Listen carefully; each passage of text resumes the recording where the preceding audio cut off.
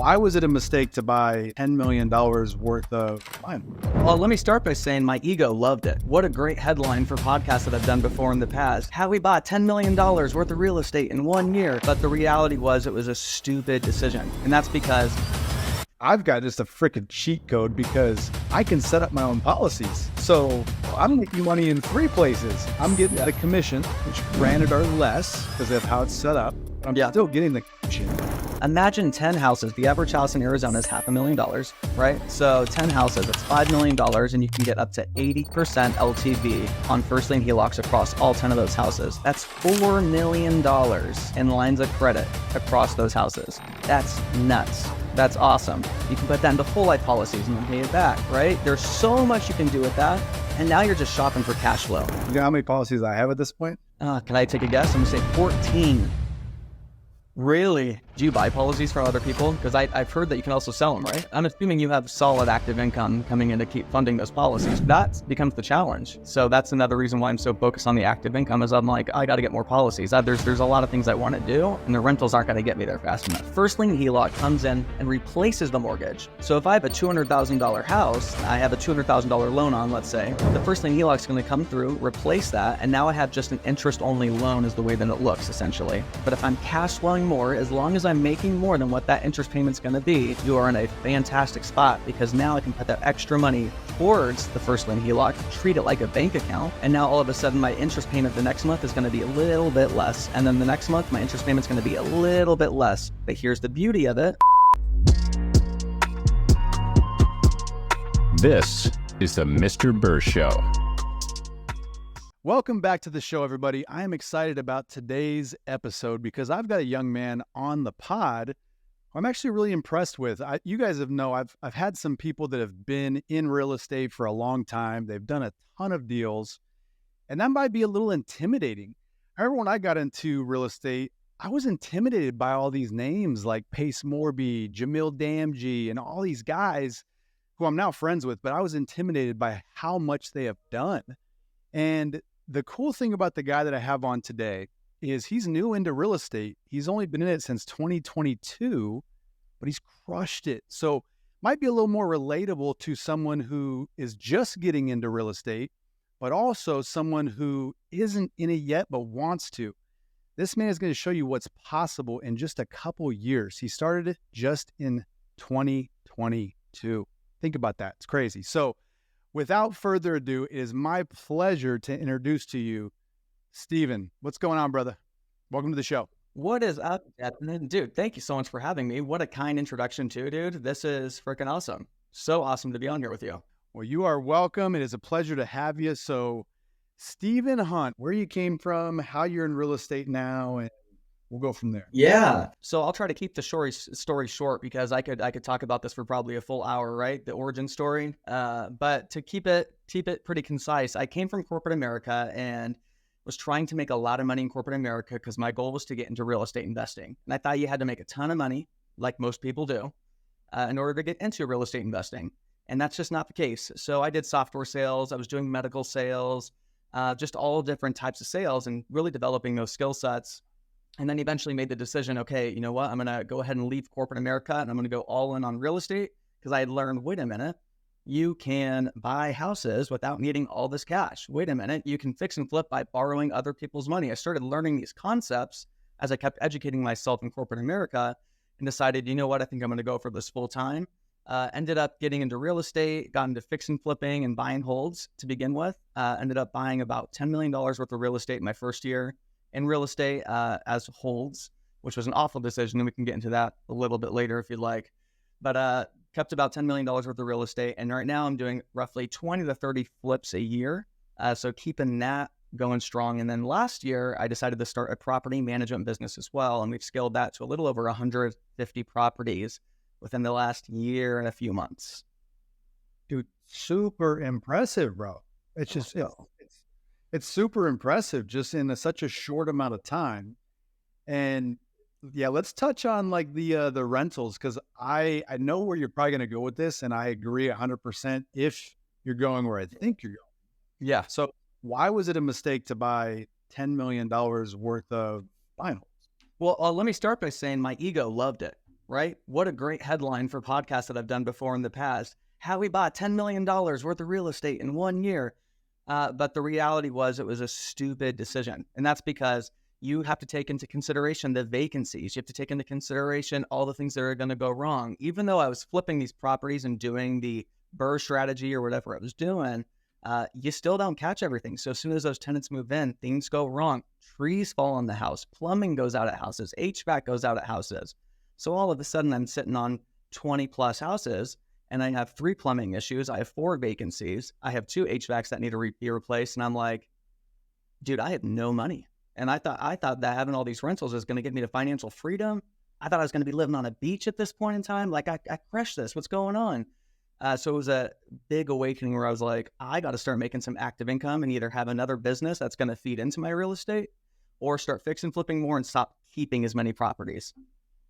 Dude. Yep. So you went exactly where I thought you were going to go. I love it. That's right. Yeah, man. Most people think, and I think it's part of it is you hear all these big people like Grant Cardone and all these people say like, never rent or never own a property, rent, and then just buy rentals, right? Yep. But Grant Cardone didn't start doing that. He started making active income and then did that. Because if you think you're going to get rich and wealthy off of $200 a month on a rental, you're wrong. You're wrong. It's a slow game. So it's like it's a slow dime rather than a fast nickel. Like, take that fast nickel. You need more income coming in, and then you can go get these properties. So, dude, I love it. I was hoping you went that direction. So thank you. Yeah, that's exactly how it is, though. You have that realization where you're like, cool, this is awesome. I have all these properties, and you see what that future is going to look like. You're like, man, in 5, 7 years, 10 years from now, like I'll be able to 1031 exchange these. I'll have maxed out all my tax benefits on these. Like, this is awesome. But how are you going to maintain that pain in the meantime? Because things are going to happen. Dude, there was a period of time where I had 8 vacancies. So that's 8 mortgages. For people that don't understand how much money that is, especially in today's interest rates, dude, that's like, what, $13,000 a month or something like that? That it's like just going nowhere, just absolutely going nowhere. So you're like, I got to get this thing filled. So yeah, man, it's you create the active income, and that can be from another business. That can be from a W-2 job. That can be from anywhere. Create that active income and then put that into real estate. So I love that we started off with this because I don't want people to get into real estate and do what most people do is go after rentals thinking they're passive. Mm-hmm. Oh my gosh, they are anything but passive, especially if you're doing short-term rentals. I learned that the hard way. Oh yeah. Let's get into a little bit of then if you were to start over, what would you do differently? That's a really good question. Because I do love some of the decisions that I made. Don't get me wrong, but if I could get into it all over again, I probably would have sold at least 2/3 of the properties that I decided to keep on the front end. Now that I'm holding them, I'm like, I'm not going to sell them. I'm not going to pay these prepayment penalties. They're stabilized. They're going okay now. I'm fortunate enough to where I could flip my way out of any kind of tough situations that I was in. But if I could start from scratch all over again, if I was a new investor listening to this podcast right now, I'd say flip 2, keep 1.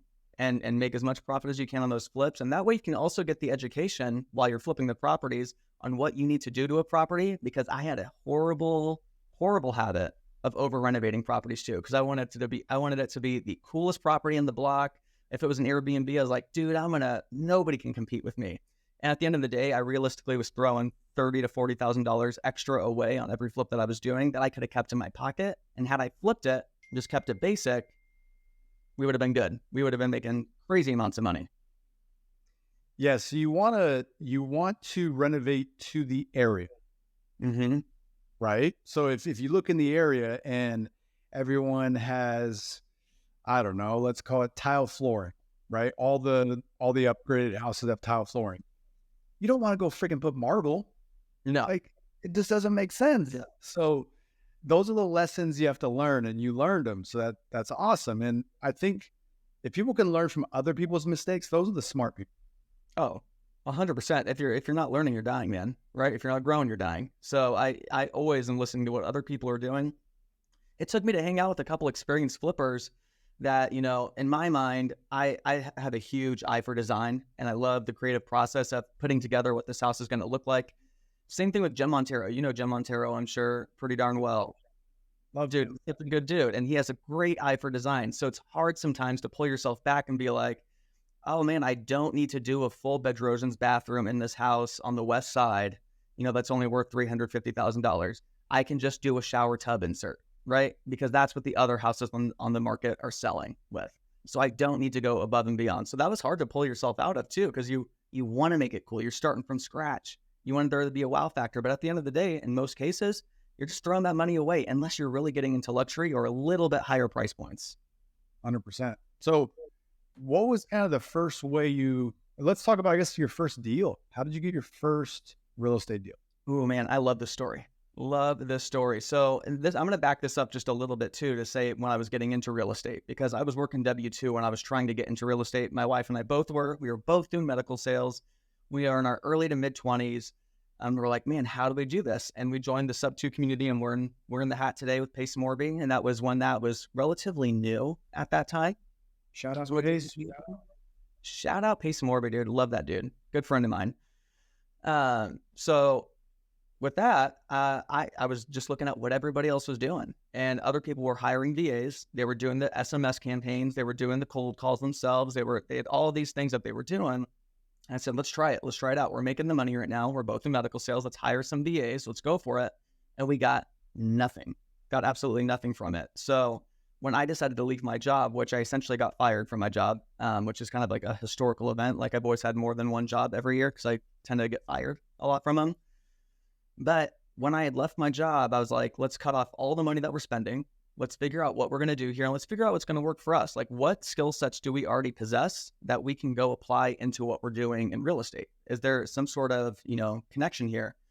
So coming from the medical sales world, I decided I was going to go after hospitals and go after assisted living communities. And I created a business around that. It's called Golden Age Property Solutions, where we help seniors afford long-term care. Because most seniors in America, over 65% of seniors in America have less than $1,000 to their name. And 60% of that 65% wouldn't know where to find $400 if they needed it. So the cost of senior care in the state of Arizona on average is about $8,500 a month. So most people don't have the funds to pay for that. And the family members usually don't have the funds to pay for that too. So what do seniors do in these situations? And then now they also have a house that's potentially in shambles, right? So seniors went and bought these houses back in the day for $30,000, $40,000. So most of them actually have paid off free and clear houses. And so I took this data that I know, went to the hospitals, went to the assisted living communities, and I started pitching my business as a business solution to them to help their seniors afford long-term care by maximizing their equity.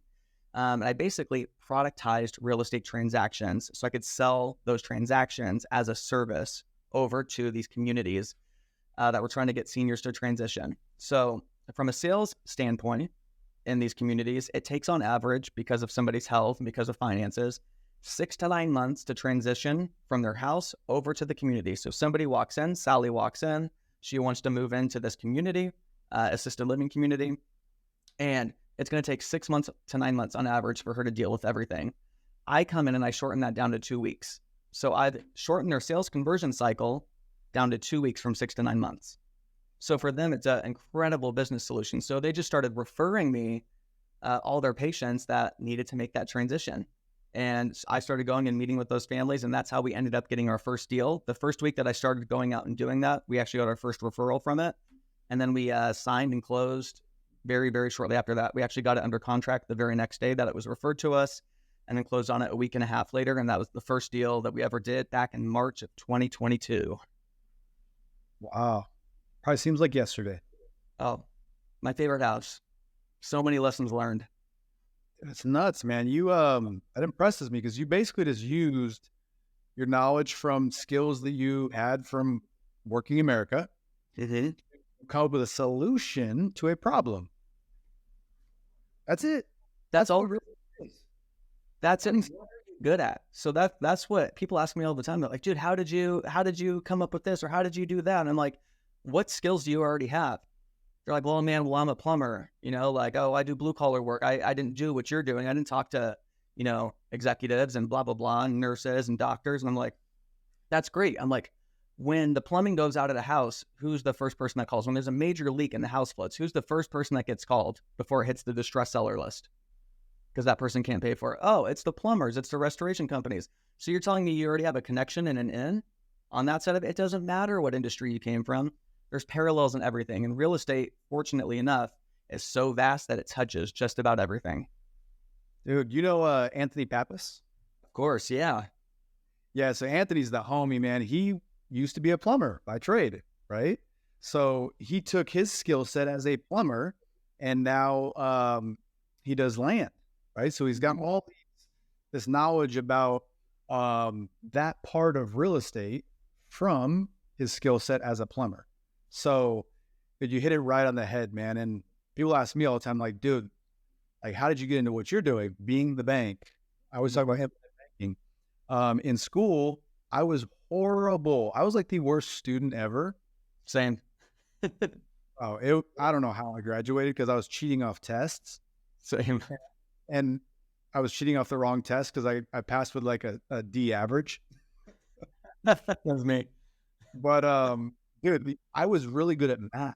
Like math just made sense to me. I understood numbers, and then I did mortgages. So I understood amortization and how the volume of interest makes more sense than the rate of interest.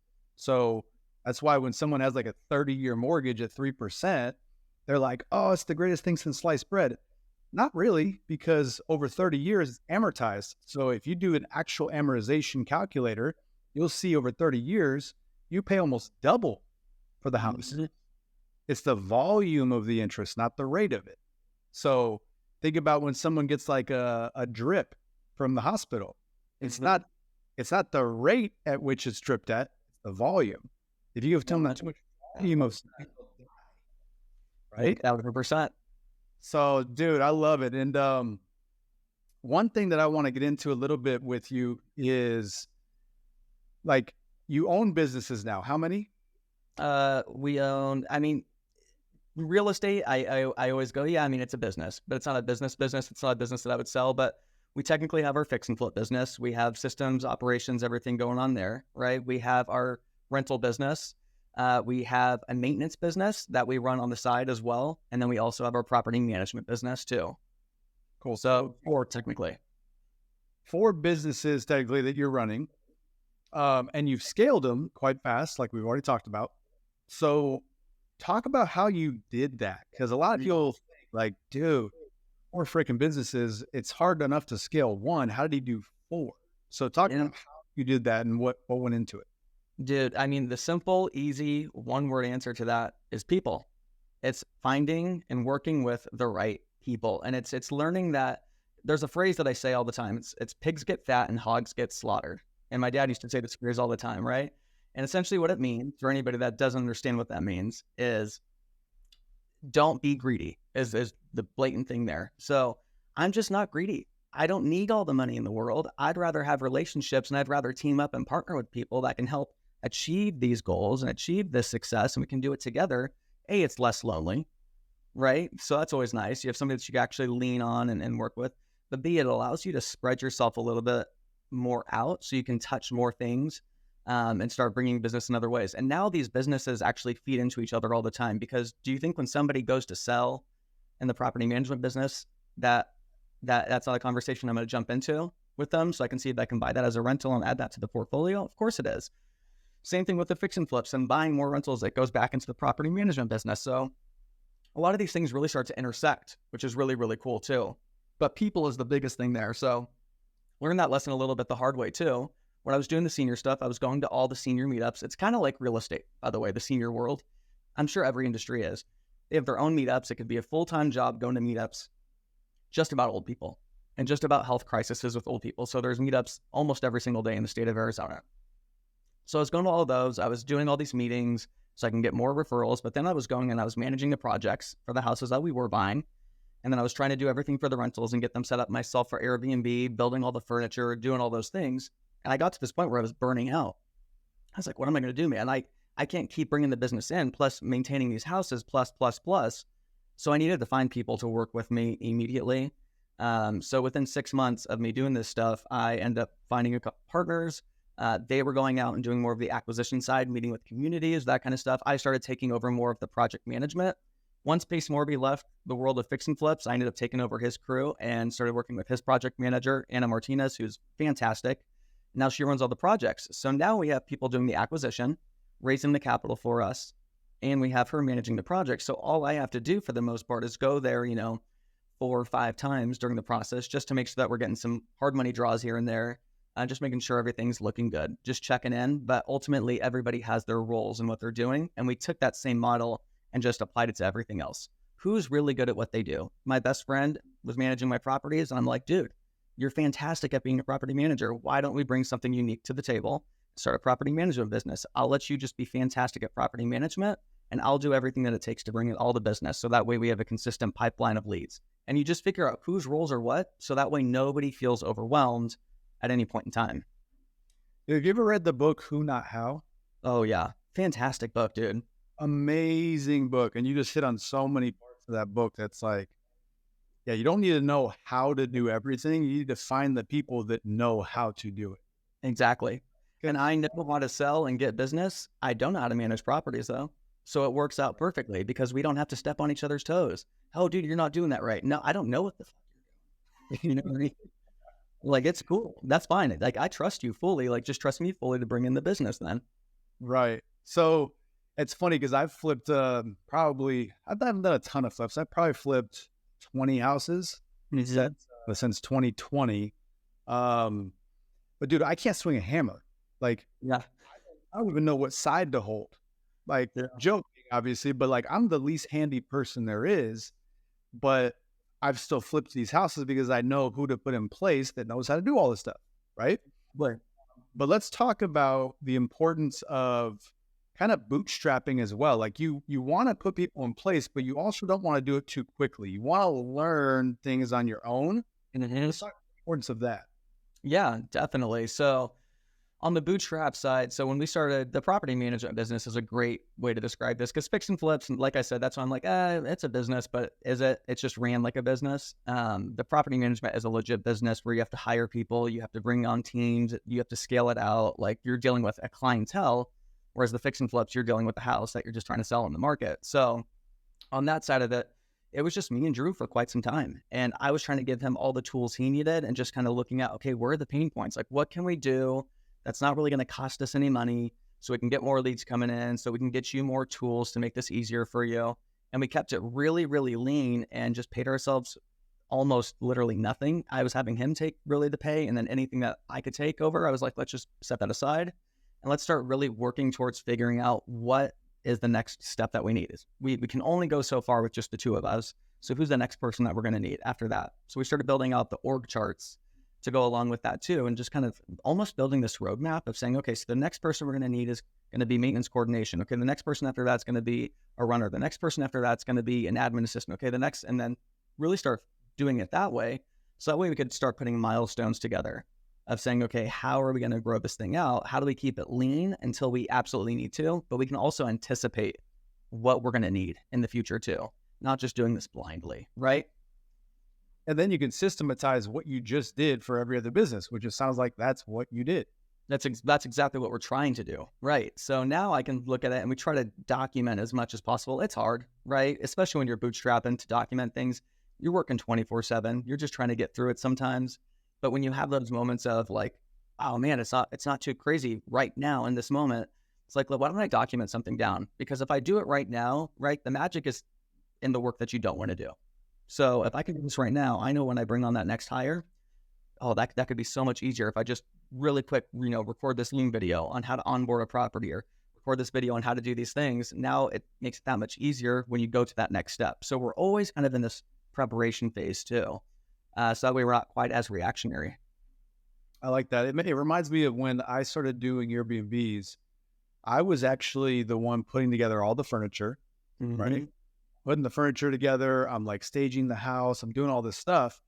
And it got to a point where I started realizing like the value of my time. So I looked at my income, what I was making, And then I chopped it up into how many hours I was working. I'm like, okay, my time is worth this much per hour. If I work, I make this much. Mm-hmm. So then I started looking at, okay, if it takes me an hour to put together this piece of furniture, can I hire someone to put it together for less than my value of time? Right? Yeah. So that's when so again, bootstrapping is very important. So you know how to do things and you can tell other people on your team how to do it, or put a Loom video so it's evergreen. But you have to get to a point, and agree with me or not, your time is the most important thing. You can't get back time. So if you can hire someone to do a job for less than your time is worth, that's when you should be hiring that person. Yeah. I thought, and there's a thing with convenience that comes along with that too, as well. So because I agree with you fully. But on that same topic too, there are situations where we will bring on somebody where maybe it costs a little bit more to bring that person on, but they have all the skills already in place and they already know how to do the thing that we want to do. And we're like, hey, yeah, we'll pay you what you're worth. We'll give you this money, but all we're going to ask for in return when you're doing this is that we just record some of these in the meantime too. So that way we can click the easy button once in a while and we can learn these things, but we don't have to sit there for hours and hours and hours and hours every single day teaching ourselves how to do it from scratch. We can just watch how you did it. So yeah, we'll pay you for this now for the convenience factor, make sure that it's done correctly, but let's just make sure we record that stuff too. Makes sense. So what's been the biggest like learning lesson, maybe hurdle, setback, whatever you want to call it, where you just been like, damn, I wish I would have known that beforehand? Yeah. Templeton just got this tattooed on himself. So it's liquidity matters. Liquidity matters, man. And that was tough for me because I thought, like I said in the beginning of the podcast, like I thought that all this money is going to start flowing in from the rentals. And that just wasn't the case. Like it's good to always remain liquid to some standpoint. Don't go to zero. Grant Cardone always talks about that. He's like, man, you want to get, all the way down to zero. I have $0 in my bank account. I just hold these properties. Okay, well, no, you shouldn't be doing that, right? And the other thing is the leverage aspect of this too. I got really caught up in trying to build how large that portfolio is. Dude, I got $10 million worth of real estate. I got this many houses. And I hear people do it all the time where they're like, dude, I got 1,000 doors. And I'm like, well, how much do you make on a monthly basis on those 1,000 doors? They're like, oh, I make, probably net on average like $3,000 a month. I'm like, so why does that matter? Like, I'd rather have 10 paid off, free and clear houses that if one of them goes vacant, at least it's not killing me. Yeah, I'm not making that money at that time, but it's not killing me. And then I have all this leverage that I can take out with HELOCs and start leveraging whole life policies. But I have at least a baseline of where I'm at. I've stabilized. I've put the foundation down right here, and now I can keep growing from this point forward. Dude, I love that you said Templeton. Did you know that Templeton was my original mentor? Yeah. I saw the music video you guys made. So I'm friends with Templeton. We manage his properties actually too. I saw the music video you guys made. I was like, oh, this is genius. I'm like, I got to do something like this. I'm also into music. So I was like, dude, this is sick. Yeah, we might have to make a video together, bro. It's been too long. I just had too much time on my hands back then in 2020. Because when you're new into real estate, you either have money that you can contribute to deals, or you have time, right? To have a lot of money, I had a lot of time that I can contribute. So I was searching for deals for Templeton, and I was bringing them to him because he didn't have the time; he had the money, right? So my value was my time, being able to put time into things. And I don't know, I just went down a rabbit hole one day making that video because my last name's Burr.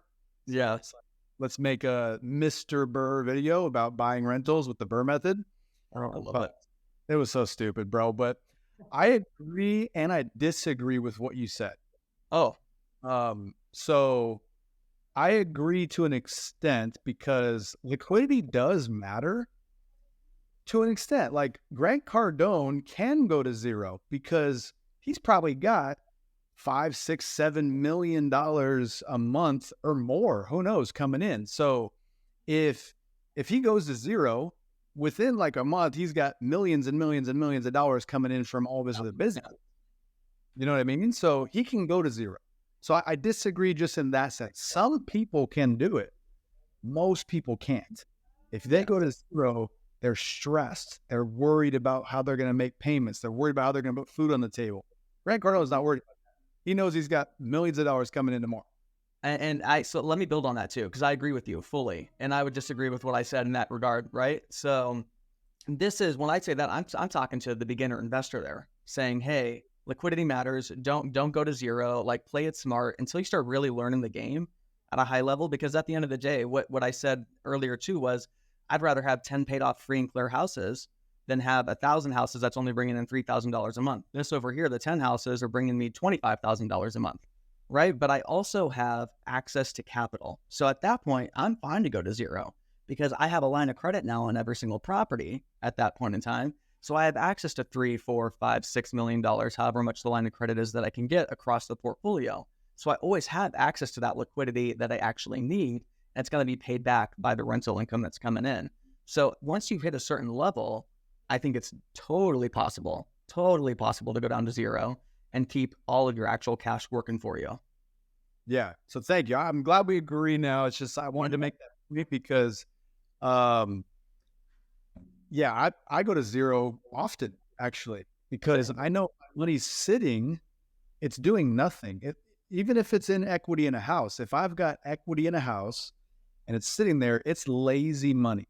I kind of view money, equity in a house is like you walk into the house and the money's sitting there on the couch eating potato chips, being lazy, not doing anything. Yeah. Put that money to work. Templeton said this. He's like, dude, view your money as little green soldiers. Deploy them out to make soldier babies. So yeah, they're little soldier babies. You send them out, they come back. So you've got more soldiers, right? So you always have to assess your money and its opportunity cost. If I put it here, how much can it potentially make me? If I leave it, it makes me nothing, but it gives me security. You always have to look at the opportunity of money, right? 1,000%.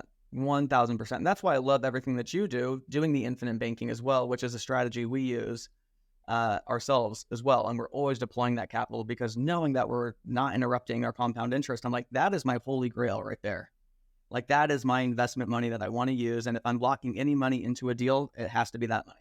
So it's always the little nest egg that we keep to the side for good opportunities when it comes to the rental side of it, because we're doubling down on what we're making. We have the appreciation and everything that comes along with real estate, but then we're also still getting the compounding effect of the whole life policy. It's ridiculous. Brother, I did not know that you did infinite banking. Oh, absolutely, dude. Wow. Oh, thank you. So how many policies do you own? We just have one policy right now that we're doing while my wife is still in her W-2 job. So essentially the way that we have it set up, we're not going super, super hard on it just because we have so many stakes in the fire. We contribute just under $50,000 a year to it. But since I'm the full-time real estate professional and she still has her W-2 job, we typically get roughly $60K back a year when it comes to our taxes because we get all of her tax money back. So that's tax-free money coming back to us. And we slap that every single year into the whole life policy. Nice. Okay, cool. So, and this is awesome. I love that we can jump into this because I could talk about this for hours. So when did you guys start the policy? 3 years ago. 3 years ago. Okay. Before the rental, we were like, let's just get started on this thing. You were talking about it. We used to message each other, actually. You had way less followers at the time. And I was like, dude, this is so sick. This is awesome. So we went down a deep rabbit hole on that and went straight for it before we got our first house. Did my team set it up for you or no? No, we interviewed a bunch of people. I actually didn't know you were setting them up at that time. Otherwise, I most likely just would have come to you because I was like, dude, he's talking about it. He knows what he's doing. So we went through Cody Barton's guy that he goes through. That's so funny. Do you know who Cody Barton goes through? Do you know Ira? Cody Barton goes through my team. Oh, really? Yeah. That's funny. Yeah. Too funny. So he hangs his license with our agency. So dang. Too funnies. Yeah. So the funny thing about it is, like, most people, when they hear whole life, they think horrible place to put money. It's a scam because Dave Ramsey will say buy term, invest the difference. Why did you decide to do a whole life policy? What was like the main reason? Well, and it took me a minute because I was very into stocks and I was getting great returns in the stock market. And then I was seeing out investments in real estate. I'm like, dude, why would I put my money here? Yeah, it's 6%, but guaranteed essentially. But I'm like, I'm getting better returns in other places.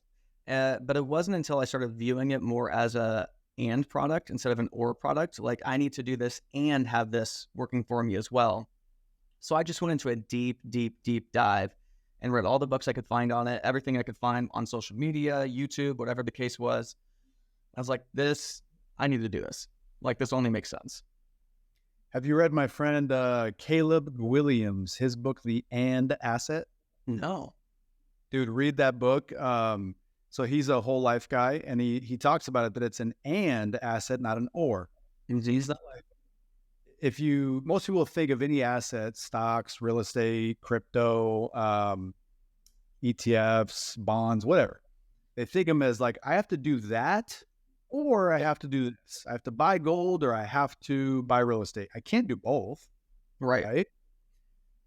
Whole life insurance is an and asset. You can literally do both. So I want to see how knowledgeable you are at this, brother. Can you explain to me why and how you're able to do both when you use whole life?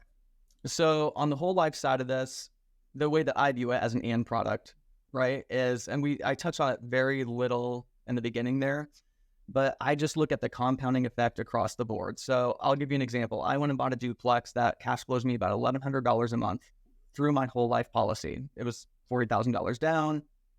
Great deal that I got into there. But when I pull that money out, I still have, because I'm not taking out the actual money from the policy, I'm technically borrowing the money, right, over from the insurance company. So I have all this cash flow coming in that's actually getting me a greater return than that typical 6% would be, but I'm putting all that money that I would make back into the whole life policy. So I have the compounding effect going here. I'm dumping the money back into the whole life policy, paying it back. That way I still have the compound going there. And then I have the appreciation of the real estate still going up. And then I have the spend down going down in the meantime as well when it comes to my tenants being in there. So I'm creating this huge, huge gap, where the money's just skyrocketing, which is crazy. Because once that money's paid back, I mean, it's compounded how many times since then at that point in time, right? It might take 4 or 5 years to pay that policy back, but it's been growing the whole time. So now I have more money to start off with again. So I can go get the next investment and then go get the next investment. Dude, I'm so proud. It's, you explained it great. People think of, again, as an asset, it's this or that. With whole life insurance, when you put the money in there, it's guaranteed to grow. Mm-hmm. Gonna grow there. Guaranteed. Boom. You've got an asset that's growing. Tax-free, compounding, so the growth just keeps getting bigger, like you said, over time. Yep. Right?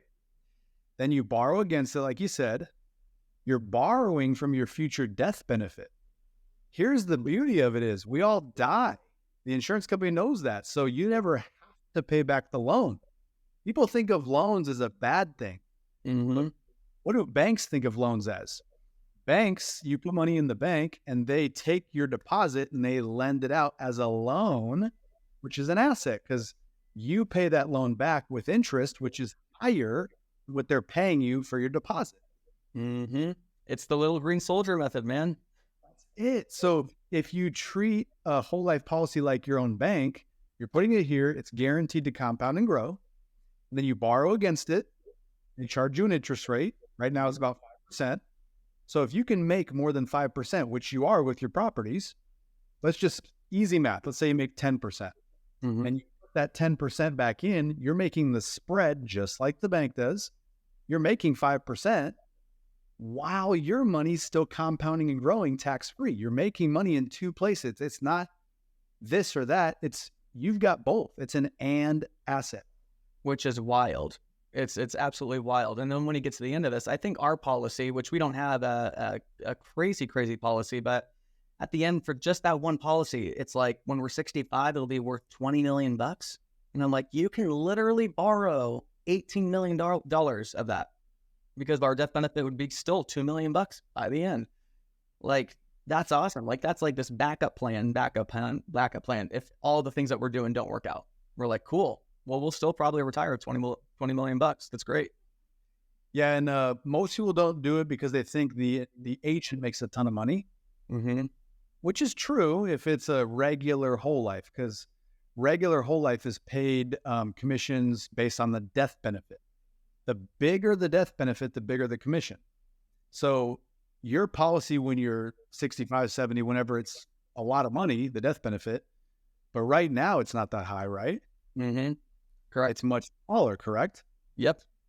So that's the beauty. The agent lowers the death benefit so that they make less commission. You get more cash value, more liquidity to go buy your real estate. And then over time, the way these are designed is as you keep putting more money in, it purchases more paid up insurance. It's a little bit of death benefit, but a whole bunch of cash value. Mm-hmm. So over time, your cash value grows, but so does your death benefit. It's a crazy thing, dude. It is crazy. such a beautiful thing. You can go down such a deep rabbit hole on this stuff too, and you're like, it becomes, once you get that deep into it, you're like, dude, this is a no-brainer. Why would nobody do this? Like this only makes sense. Like, why is this not a part of what I'm doing? And then over time, if you're doing things correctly, right? If you're doing this all correctly and you're investing in real estate or whatever you're doing with your businesses, you're going to make more money over time. So you get more policies and you stack them on. And now all of a sudden you have 5, 6, 7, 8, 9, 10 policies that are worth $20 million because you're making the money to go into it and you're still borrowing against that money, throwing it into more assets to compound it and compound it. Like it's never ending. It's crazy. You know how many policies I have at this point? Can I take a guess? I'm going to say 14. Really? Yeah. Do you buy policies out? Do what? Do you buy policies from other people? Because I've heard that you can also sell them, right? Yeah. So there's people that like, they'll get into a policy and they think, oh, you know what? This is just another bill. Their mindset gets all messed up. It's another bill that I'm paying for, and they'll want to surrender it. And we've got people at our agency, clients that are lining up to buy these policies. So if people are lining up to buy them, there's probably something really good about them, right? Right. Well, I'll buy them if they make sense. Like, I'm not going to buy a policy on someone that's, in bad health because it's not as good of a policy. If it's a real young person, I might buy it, but I don't need to because I've got 2 daughters that are real young. I've insured them. I've got 3 policies on my oldest daughter, 1 on my 7-month-old daughter. I've got a policy on my mom and dad, my father-in-law, 3 on my wife, a bunch on me. So, dude, 15 policies. If I was to die tomorrow, they'll get a lot of money. That is wild. Oh, man. That is wild. Now I was getting up. I'm assuming you have solid active income coming in to keep funding those policies too. That becomes the challenge. And so that's another reason why I'm so focused on the active income is I'm like, I got to get more policies. There's a lot of things I want to do, and the rentals aren't going to get me there fast enough. Right. So what are you doing to get more active income right now? We're flipping houses, doing 20 to 30 flips a year. We have the property management business that we're doing. We're getting our acquisition side going up a little bit more, the senior stuff that we were doing before, because that did fizzle a little bit right after I had my daughter. I just wasn't going out there and connecting with people. So partnering up with people to bring that one back to life. We've been buying a little bit more from wholesalers recently. But just getting those businesses just really dialed in so that way it prints a consistent check every single month, and we can grow that every single month too. Beautiful. Yeah, once you get that active income up, let me know, brother. I will set you up with just a freaking policy on steroids. That's exactly what I need. Love it. So yeah, just let me know, bro. I can geek out on this stuff because, like we just said, if you use it correctly, you're making money in 2 places at the same time. Mm-hmm. I've got just a freaking cheat code because I can set up my own policies. So I'm making money in 3 places. I'm getting the commission, which granted are less because of how it's set up, but I'm still getting the commission. So commission, guaranteed growth in the policy, and then I immediately use that money to deploy it into private lending, I just bought into a cannabis company. So I'm an owner of a cannabis company now that's going to yield me 14 to 21% annualized, plus probably about a 7x on the sale of it once some things get passed in legislation. So that's going to be cool. It's a beautiful, beautiful model. It takes some money making to get them going, especially at a super high level. And I do something similar. I try to do this with HELOCs as well when it comes to the properties. And it's kind of like that. I consider it that middle ground before you're getting into doing the whole life policies as well there. because it still has a lot of that same compounding effect when it comes to the spend down. Because people have to understand that these interest rates, it's not amortized like you mentioned before in the beginning. These are simple interest rates. So every month that you make a payment onto that, if you pay more than what that interest payment was going to be, now your payment the next month is going to be that much less and that much less. So it compounds because now you have more principal spend down every single month that it's going in there. So this thing just like, it's like the exponential chart where it goes up, up, up, up, up like that, right? It's the same way, but it curves all the way down, down, down, down, down. Because all of a sudden you're like, wait a minute, this $1,100 a month in cash flow, $1,000 of that now is going towards the principal. Whereas before it was at $800 in interest, So it's such a fast spend down. Did you want me to teach you a ninja move right now? I would love this. Ninja move. We might have to change our clothes into all black. You'll blend in with the background. No one will see you. But this is the ninja move. So you just mentioned HELOCs, right? Yep.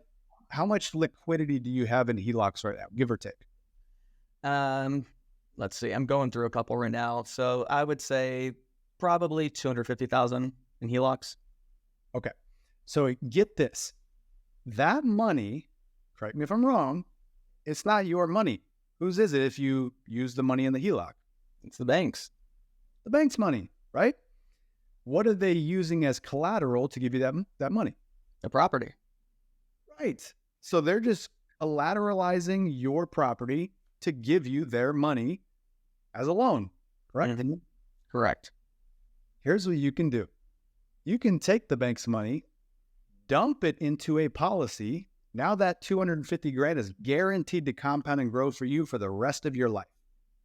Then, since it's built correctly, you can immediately borrow against it, pay back your equity line, and now take what you've got in the equity line to go make more money to keep paying back your policy. That's legit what I'm trying to do right now. So I'm trying to switch everything over to first position HELOCs so I can do this and double down on the policies, because I'm like, man, I can fund them with debt, which is tax free, and then go back and pay them back immediately afterwards. Like that is the pro move, because your interest rate on that policy is going to be less than what the banks are charging. So you might as well just get the money in there, get it compounding, and then start spending everything. That's your new bank account. Everything just goes there. All the flip money you make goes back over there. So every dime goes back into that bank account. And you'll be shocked, anybody listening, you'll be shocked how fast you'll spend these things down. Hell yeah, dude, this is going to get so many freaking shares. And if the share button's not going off like crazy right now on who's listening to this, this isn't so when this comes out on YouTube and Apple Podcasts and all that, guaranteed the share button's going off like crazy. So freaking, dude, amazing. I love that you're going to do that. And you mentioned something that not a lot of people know about, which is first lien HELOCs. Touch on those for us. Oh man, this thing is, what a product. What a product. So the first lien HELOC, it's in the name. So I'll break down what that means exactly. It is like any other HELOC, but HELOCs for the most part are always going to be in second position. So you have your mortgage in first position, and then whatever equity's in between, they're usually letting you borrow up to 80% LTV. Some people are super kind and they'll go up to 90%. And that works almost like a credit card is the way that a HELOC works. It's money that the bank says, hey, you can use this however you'd like to use it. You can go buy more real estate. You can do whatever you want, but it has to be paid back. And here's what the monthly interest rate's going to be that you're going to owe every single month. If you want to make more payments to that, you can, whatever the case is. A first lien HELOC comes in and replaces the mortgage. So if I have a $200,000 house that I have a $200,000 loan on, let's say, the first lien HELOC is going to come through, replace that, and now I have just an interest-only loan is the way that it looks, essentially. But if I'm cash flowing more, as long as I'm making more than what that interest payment's going to be, you are in a fantastic spot, because now I can put that extra money towards the first lien HELOC, treat it like a bank account, right? And now all of a sudden my interest payment the next month is going to be a little bit less. And then the next month my interest payment is going to be a little bit less. But here's the beauty of it, is that all that extra money that I'm dumping in there, I have access to it again. So if I have the next deal come up, if I have anything else I want to do, opportunities I want to take advantage of, I wasn't just paying this mortgage every single month and get nothing and have no access to anything. I can go back and take that money back out and go take advantage of the next opportunity. And as long as that next opportunity cash flows me, we're compounding again the spend down on all these houses. Now all of a sudden you have free and clear houses. Imagine 10 houses. The average house in Arizona is $500,000, right? So 10 houses, that's $5 million, and you can get up to 80% LTV on first lien HELOCs across all 10 of those houses. That's $4 million in lines of credit across those houses. That's nuts. That's awesome. You can put that into whole life policies and then pay it back, right? There's so much you can do with that. And now you're just shopping for cash flow. You're just looking for ways that how can I maximize the money that I'm making here? Because what's coming in is spending down so fast. It's a numbers game at that point. It's crazy. Guys, I got chills. The man gave me chills. I'm so proud of the financial knowledge that you have. People don't know this stuff. Guys, I touched on it earlier. Most people think of like a 3% interest rate as the greatest thing since sliced bread. It is not. It is amortized. Agreed. Lien HELOC is simple interest. So as you make a payment, the amount of interest you pay goes down. Your payment goes down. But if you keep making that same payment, more of it's going towards the principal, so you're getting out of debt faster.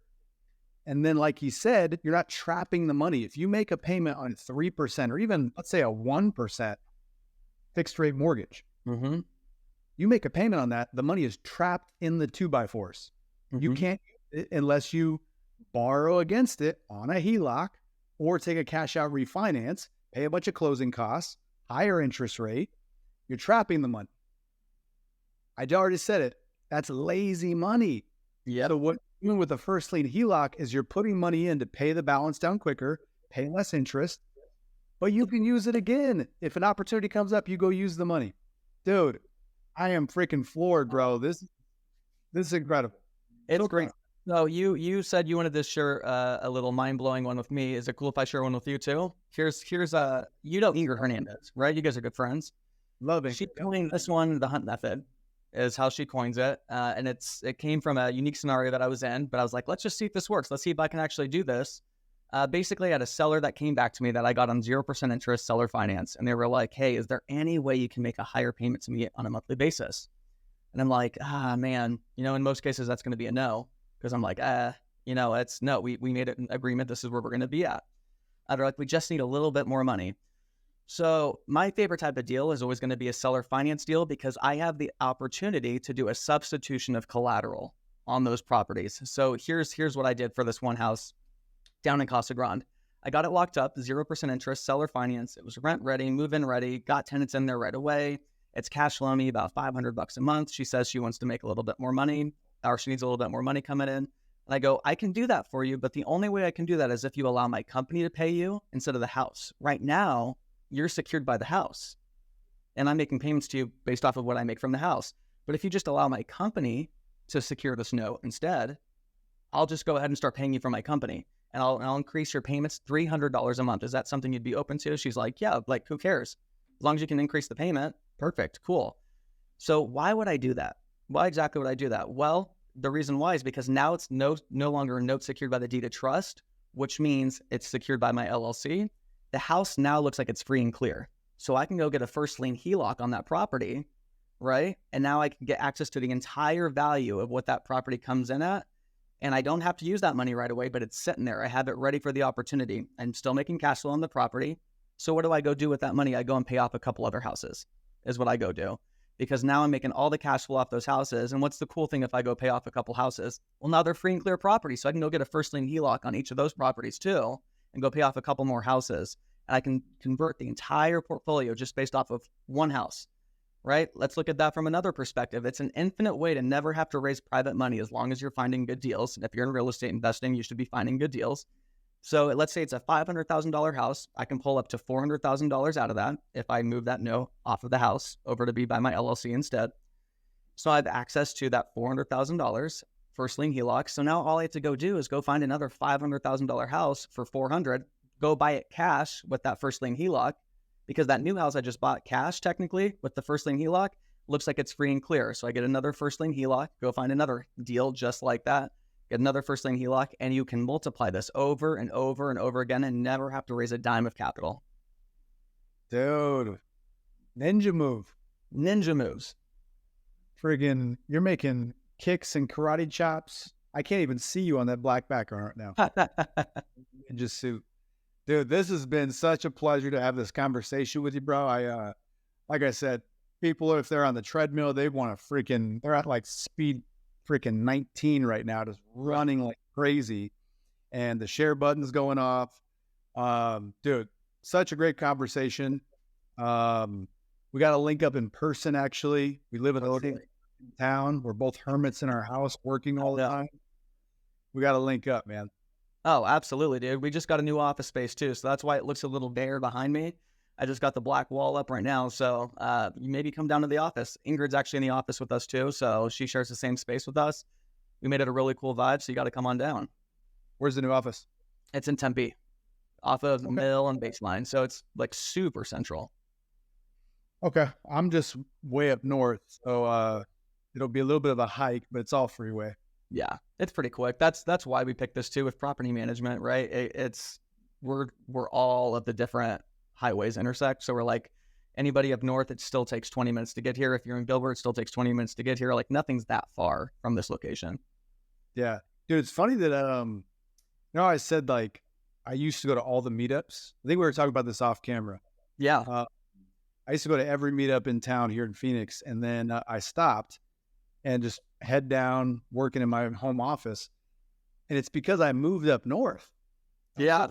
Everybody, bro. Like I used to be like Central Phoenix and people were closer. So I would go to more stuff and meet up with people, but now I'm like 20 minutes further north. So it's just harder. That's an excuse. Well, and you have a new baby too. Yeah. Yeah, she needs to be taken care of, I guess, right? Exactly. Yeah, but you also there's a fine line of that, and we talked about that too. It's like, yeah, go to all the meetups. It's really good to network. It's good to be making new connections all the time. You should totally be going to meetups. However, too, there's a fine line of, are you making it your full-time job to go to meetups and not do any deals, or are you going to put your head down and actually build your businesses and do what you need to do, and then go to the occasional meetup? You know, right.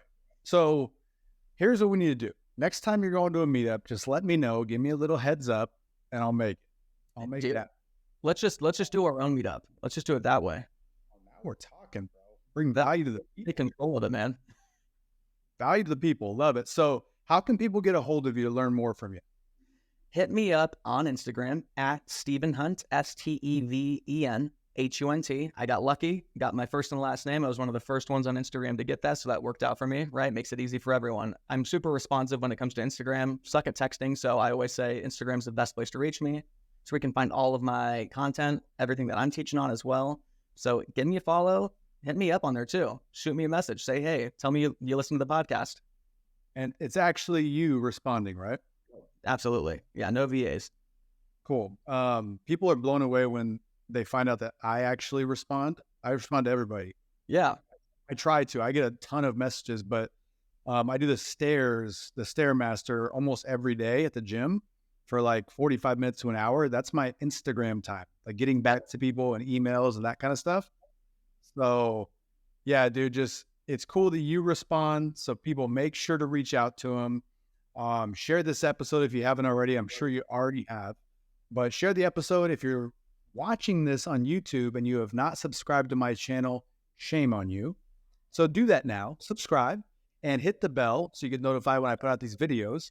Like the video and throw a comment. You know, what's your biggest takeaway? The algorithm loves all that crap. So it helps the channel. Appreciate you guys. And let's leave them with this. What's one thing that you would just give as advice? If you could talk to maybe just like your 18-year-old self, what would you tell yourself if you could go back in time and do so? Man, this one's a little bit more unconventional, but I always say there's power in kindness. You'll see that on my Instagram. You'll see it on my Facebook. Picked that quote out years ago. And truly, there's power in kindness. Just if you're grinding your butt off, if you're doing all the right things, you're putting the work in, everything's going to work out. Just always be kind to everybody you interact with and let everybody else weed themselves out. There's no need to fight. There's no need to stress yourselves out. There's no need for anything like this in business. Just be kind to everybody. Let the people that want to be a problem, and you're only going to have a circle of just the best, most trustworthy, awesome people in your lives. Such great advice, because think about it, guys. Who doesn't want to deal with someone who's just nice? Just always positive and nice. That's what people say to me. They're like, you're just always positive and nice. Like, why would I be anything else? Am I going to give you a hard time? Am I going to jump down your throat? You're going to hate me. Why would I do that? And then you're not going to do business with me. You're not going to want to be around me. So, Right. great advice, man. So much value. Thank you for being on. Again, guys, you're welcome. Dude, it's been a pleasure. So until next time, guys, I love all of you guys. Share the episode, like it, comment, all the things. I'll see you guys on the next one. Peace.